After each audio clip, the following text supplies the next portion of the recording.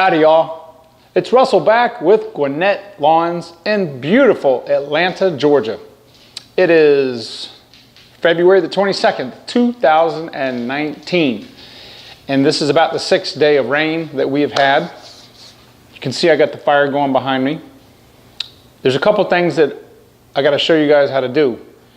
One of them is what the UPS man brought me yesterday. I don't want to be outside in the garage. It's not heated, it's cold, it's rainy, it's misty. So I'm like, you know what? I got room in here. I've never worked on any lawn equipment or accessories in here in front of a fire, so why not? Anyway, let me show you what the UPS man brought me. Hold on. Look at there.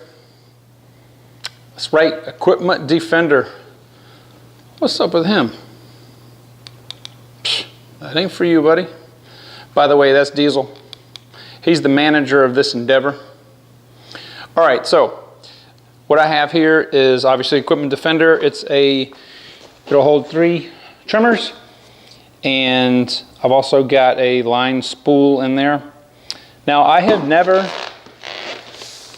put anything together from Equipment Defender before, so that's what I'm going to show you guys how to do today. I don't know how detailed I should make this, but yeah, so let's just get going. We're not going to do, I will obviously unbox it, but I'm not going to waste your time telling you what's in the box. You know what's in here. So let's just open her up. I got to tell you guys something. I bought this on, I think on Tuesday. I ordered it on Tuesday. It was at I ordered it on Monday. It was here on Wednesday. Freaking crazy. These guys are, it shipped. I ordered it Tuesday afternoon. This thing shipped within, I don't know, a couple hours of me ordering it. So, let me see if I can do it this way. No, this thing is heavy. Heavy. Pull it out this way. And you know what's amazing is UPS did not destroy the box, which they usually do. But this is a double wall box. Equipment Defender ain't messing around. All right.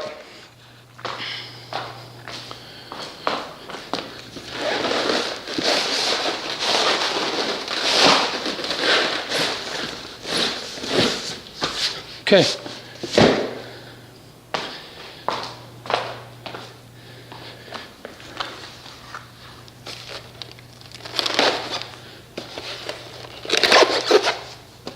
So, there's a lot of different racks I could have gone with.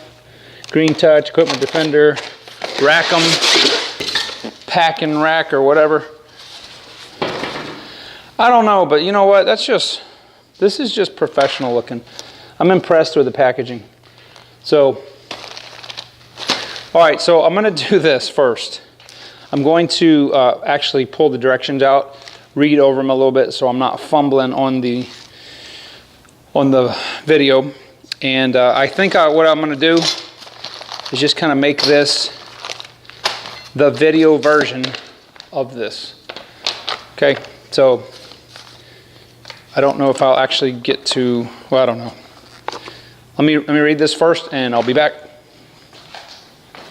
Oh, the reason that I'm doing it this way, I hate reading directions. I would much rather have a video of this, start to finish. And I didn't find anything on YouTube, so that's why I'm doing it. So I will try to make it as close to this as possible so you don't actually have to read this if you don't want to. We'll see how it comes out. I'll be right back. All right, so step number 1, you're gonna get these 2 posts out. You should have 2 of them in your kit. They're the ones that have the feet on them. The directions say that these need to be 36 inches center to center. So we're going to have to go outside in the mist, and I'm going to show you where I'm going to mount mine, but this is going to be, we'll bolt 4 bolts here on the wood of the trailer, and I think they said it needs to be a minimum of 36 inches center to center. So let's go outside and see where we're going to put these. Oh, and you need a 3/8 inch drill bit. Okay, so here's my trailer. This trailer happens to have 24-inch sides. Yours may only have 10-inch side, 12-inch sides. It could have 36-inch sides. It doesn't matter. The issue that you may run into, mine has this heavy mesh. So when, as you see, this does not, there's a gap in between here and the top post, but that's okay. We'll use a spacer. So what I'm doing is I've got just a straight edge with, it's just a right angle square, and I'm going to set my post 3 feet from, actually, you know what, I'm going to move it back. I'm going to do it from outside to outside. That doesn't matter. You can set it to whatever you want. I measured everything that's going to go on here, and 3 feet's fine. So I'm going to do that, square this up like this. Then I'm going to drill 2 holes right down there in the deck. I'll show you the bolts that go in there. This is the issue if you have mesh sides. This is a U-bracket. It goes around here. Uh-oh. Look, it doesn't touch. So what I'm going to do is I'm going to put some washers in between here to fill in the gap as a spacer. I could just make another U-bracket, but I'll just get some washers. So what's going to happen is this will go there. Okay, I'll drill 2 holes all the way through the top rail, and then these bolts will go through the bracket and through the hole, and then obviously the nut will be on the other side. I'm going to put fender washers on this side. I think that this will be long enough. If not, I'll just go to the hardware store and get one that's maybe an inch longer. So I'm going to do that, and I'm going to do the exact same thing for this side, measuring 3 feet in between. Now, one thing to do to make sure before you start drilling, underneath your trailer, you're going to have supports. You want to make sure, see, my post is not landing on a support, okay? Because you do have crossbars and you don't want to land on a crossbar. So just figure out where you want it. You can put the rack on this side. Heck, you could even put it on that side if you wanted the front, that side. I like to put it on the curb side because I'm going to be going in and out here, so I don't have to get into traffic. So I'm going to go ahead and do that, and then I'll show you guys what that looks like in just a minute. All right, so I'm losing light fast, but I wanted to show you guys where I'm at. I need to go to the hardware store, or yeah, hardware store. So basically I drilled the holes, put the carriage bolts down there. They're just loose right now. I haven't tightened them. Then I took my level and got this level, okay, and I lined up this bracket, drilled 2 holes all the way through the tube, and I just have the bolts in here temporarily. This space right here, if you have this mesh, you're going to have a space here, so I'm going to put some washers in between here to fill that space up. And I did the same thing for that. These are 3 feet apart, actually like 3 feet 1 inch. Now, the directions say that you want a minimum of 6 inches to stick up. This is exactly 6 inches. And I guess if you had a higher side, that could be, you'd have to raise it up. Maybe it could be a little bit of a problem. But anyway, yeah, so and also the rack, the tube is square with the top tube. So I will finish this up tomorrow after I have everything bolted up, because again, the light's, I'm losing light. But anyway, I hope you guys so far understand that. This is a pain in the butt to hold everything. A couple pieces of advice. If you can get a level that's magnetic, get that. If you have somebody that can hold this while you mark it, and then drill your pilot holes and go ahead and drill the holes. When you're drilling through a piece of tube like this, drill the hole, drill the hole, then make sure the drill is perfectly square and drill the other side. Because depending on what size bit you have, it may not be long enough to fit all the way through there, but just do that and you shouldn't have a problem. I had to take my grinder and just nip a little bit of the mesh right there because it was in the way. You can see right there. And I'm going to take some, before I bolt everything to get together, I'm going to take some black gloss enamel paint and hit the areas where there is bare metal so it won't rust. But anyway, I'll pick this back up tomorrow and I'll continue on with the installation. Look at this.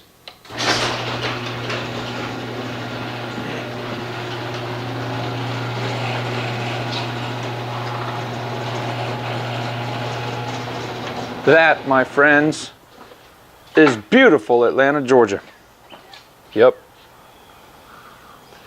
10 straight days of rain. All right, so I think it's supposed to be not raining for the next, gosh, 4 or 5 days.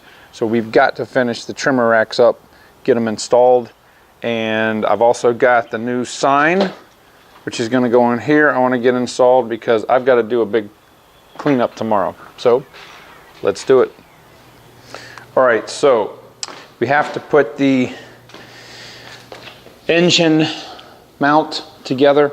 This is the long bar that comes in the kit, and the instructions give you a diagram. So basically everything has hex bolts on here, or Allen bolts if you want, and this is a 5mm. So the basic layout is you're going to take this rod right here, and and this is like a shape of a D. So I'm going to stick that on there.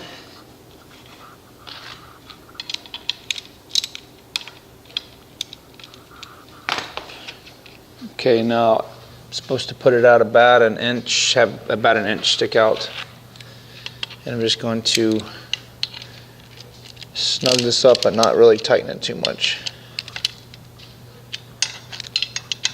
Okay. Now the next thing are these engine supports. There's 3 of them. You've got it's like a rubber pad on this one, triangle. And of course these are in the shape of a D also. So we're gonna just slide that in there like that. So I did all 3 of them. I already put them together, or slid them together. And then there's 3 of these blocks right here. And these blocks have 4 of the Allen. Thank goodness they made them all the same size, 5mm. So I'm not going to take them apart, I'm just going to loosen them. So the side that's got the 4 bolts, I'm going to have that facing the back side. Okay, I'm going to slide that up like that. This bracket, this engine bracket, slides in. So it looks like that. There we go. It's a little tight. That'll slide up like that. Now these 2 brackets are going to attach to the post.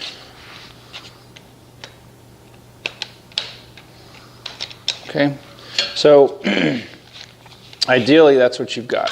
All right, okay. So I'm not going to complain right now, but the wind is gusting about 40 miles an hour and it's hard to record. Anyway, let me show you what I've done.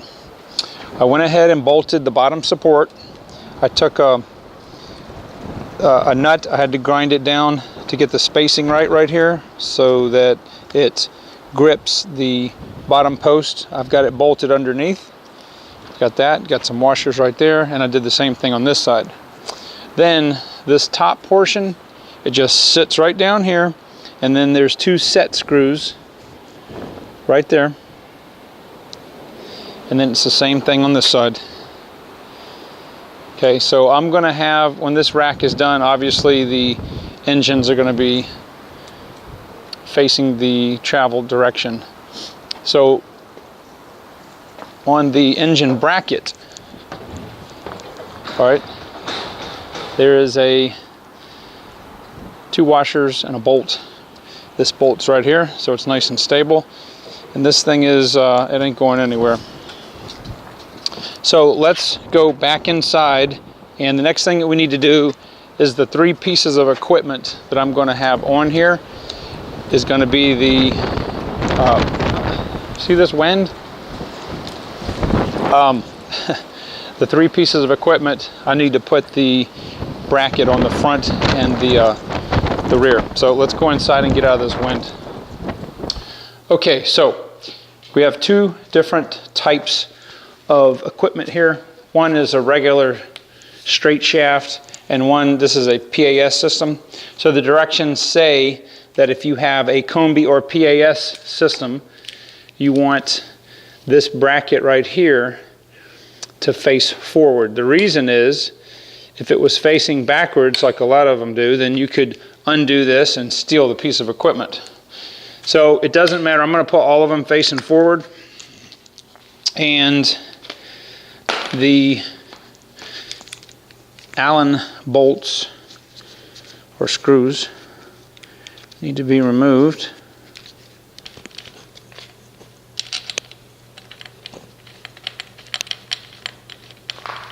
Now you have these mounts right here, the square blocks, and the orientation of the block, the bolts go towards the rack. And it says that these are supposed to be about a 1/4 inch away from the throttle handle. Now, being that the PAS is the heavier of the 2, I'm probably going to mount this in the low position, and I'll put the trimmer in the middle position. All right, so here we are back. Everything is adjusted. Everything's set up. It's very easy to take these out. I'm trying to do this one-handed. The wind's going to blow me away.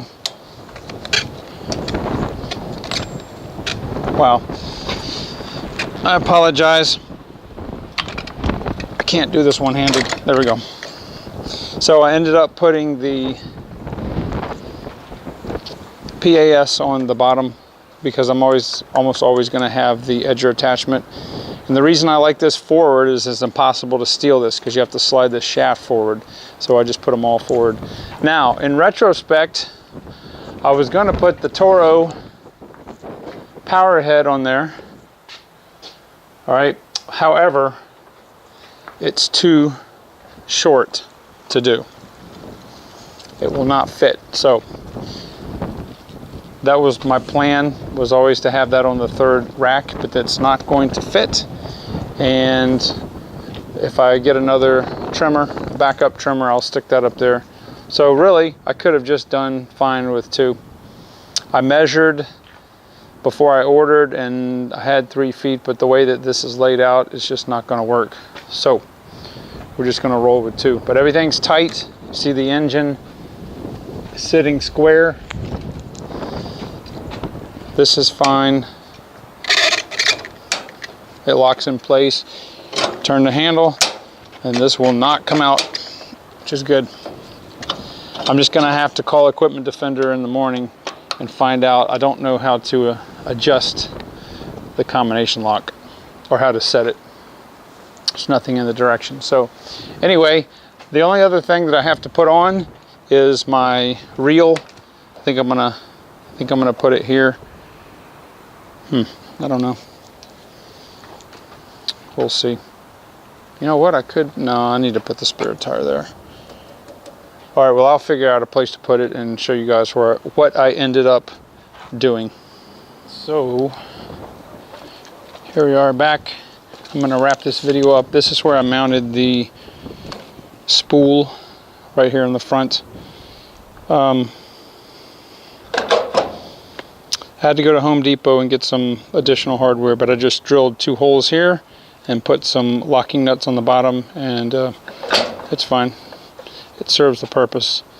And here's the racks. Obviously, you guys have already seen that. One other thing that I have been working on, I've been getting a frame together for my sign. That's an aluminum sign, and it's going to get mounted right there on the back. I'm just waiting for the paint to dry so it blends in with the trailer. And once that's done, I'll just do a separate video on that, let you guys see that. But I'm tired, been working at this all day, and I know this wind, we've got gusts of 35 to 40, probably 20 mile an hour sustained today. And I know Ben with Acme Mowing said that in his last video it was like 40 mile an hour sustained. So I don't feel bad. I'm not going to whine about the wind. Anyway, it's not raining. Look at that clear blue sky. That's why I always say we're in beautiful Atlanta, Georgia. That's right. Okay, so this is normal Atlanta weather. This type of, not the rain we've been having. This is not Portland, Oregon. Oh, the light's not working. This is not Portland, Oregon, but it seems like it is. 10 days straight of rain. Anyway, we should be done with the rain for the next, I don't know, maybe week. So I'm supposed to do a big cleanup job tomorrow, but I don't know if the ground is going to be too soggy. We'll have to see. If not, I'll push it back till Tuesday. But anyway, there's no rain, and I'm happy about that. So, all right, guys, I'm going to go ahead and end this video. Hopefully you learned something and you can learn from my trials and tribulations on this. It's not a hard job. I mean, I could do it in a quarter of the time now. It's just a pain to, my trailer's a little different than most people's trailer with the sides and the mesh and all that. But anyway, pleased with the racks. I'll give you guys a review on it later after I get some seat time with it. But with that being said, I will see you guys on the next video.